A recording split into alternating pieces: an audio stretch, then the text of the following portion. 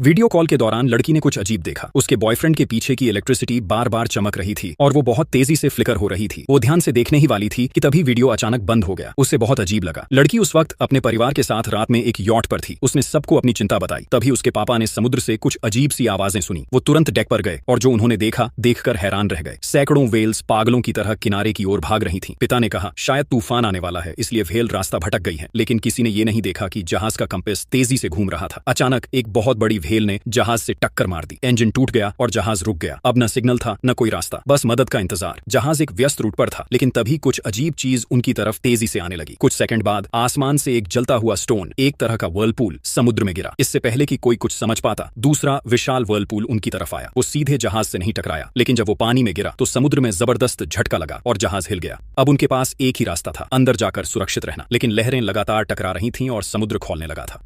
सबने जल्दी से लाइफ जैकेट्स पहनी और जिंदा रहने की उम्मीद में बैठ गए। प्रकृति का गुस्सा भयानक था। 2 दिन बाद जब तूफान थमा तो परिवार बाहर निकला, लेकिन जो नजारा सामने था वो और भी डरावना था। समुद्र पूरी तरह गायब हो चुका था। चारों तरफ सिर्फ सूखी जमीन थी। जहाज के डेक पर मरी हुई मछलियां और बिखरे हुए समुद्री जीव पड़े थे। सबको लगा ये सपना है, लेकिन ये हकीकत थी।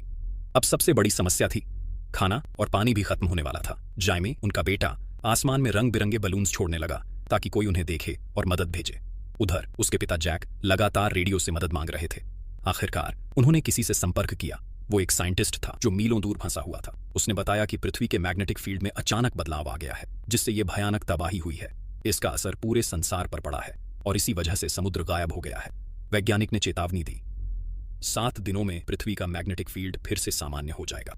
तब पानी वापस गिरेगा और समुद्र फिर भर जाएगा। तुम्हें जल्दी से किसी ऊंची जगह पहुंचना होगा, नहीं तो पानी तुम्हें यहीं डुबो देगा। अब उनके पास बहुत कम समय था।